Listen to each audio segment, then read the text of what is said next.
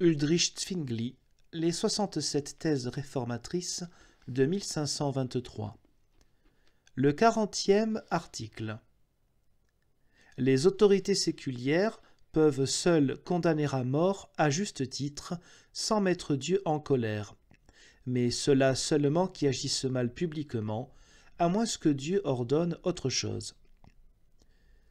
Que l'autorité puisse punir et mettre à mort, mais seulement à juste titre, c'est ce que Paul indique dans les paroles citées ci-dessus en Romains 13, 4. Il ne porte pas le glaive en vain, car il est un serviteur de Dieu et un vengeur de sa colère contre celui qui fait le mal.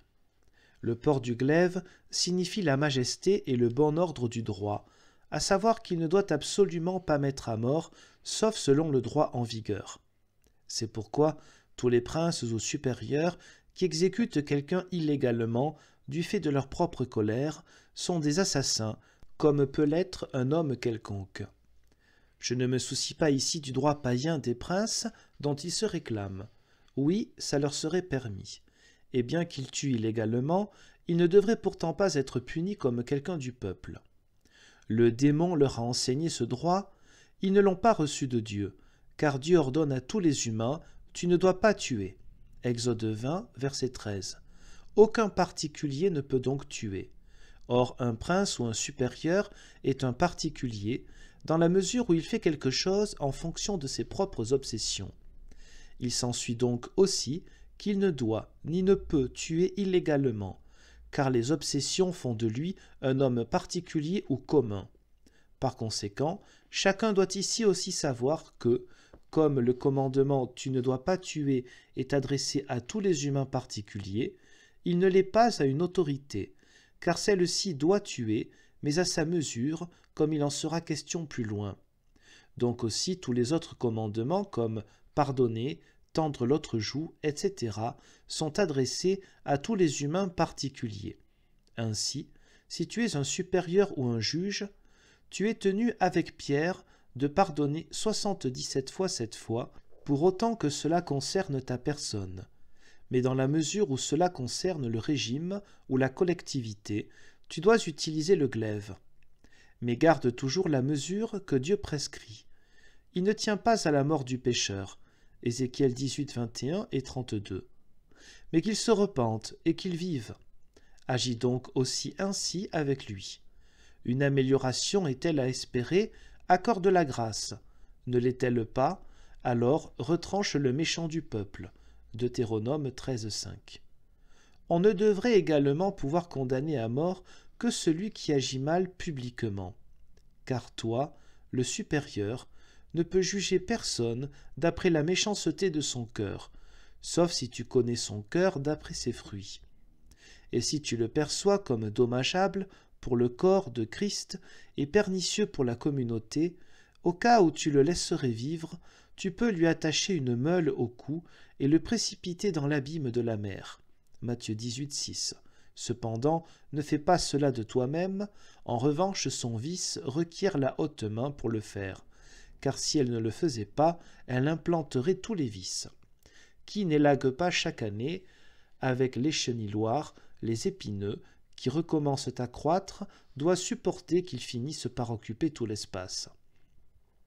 Il n'est pourtant besoin ni de comparaison ni d'avertissement. Christ enseigne lui-même de telles choses en Matthieu 5, 29 et 18, 8 à 9. « Si ton œil droit entraîne ta chute, arrache-le et jette-le loin de toi. De même, si ta main ou ton pied entraîne ta chute, coupe-les et jette-les loin de toi, etc. » L'œil, c'est comme s'il était ton maître, ton guide et ta sagesse. La main, ton aide et ton refuge.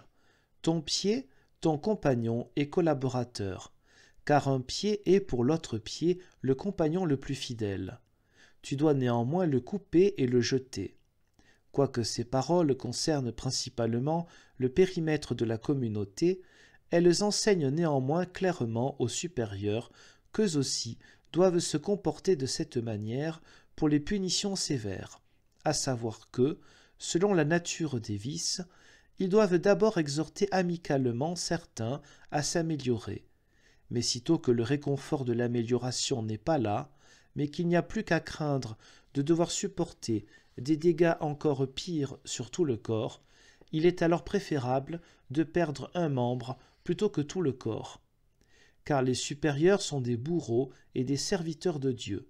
C'est pourquoi Dieu n'est pas irrité si l'on fait son service.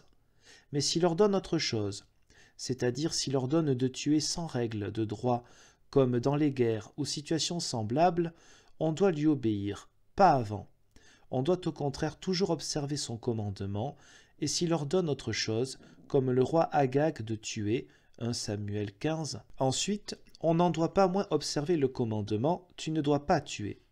D'où il résulte que faire la guerre pour une solde est une chose inhumaine, éhontée, pécheresse. Or, je ne peux pas en juger autrement, car tous ceux qui sont dans un contingent sont coupables de tous les coups mortels portés à cette occasion. Ils sont une église ou troupe, suivent un plan, font tous un travail, perçoivent tous un gage, bien que l'un puisse pécher plus gravement que l'autre, dans la mesure où il cause davantage de mal et de méchanceté.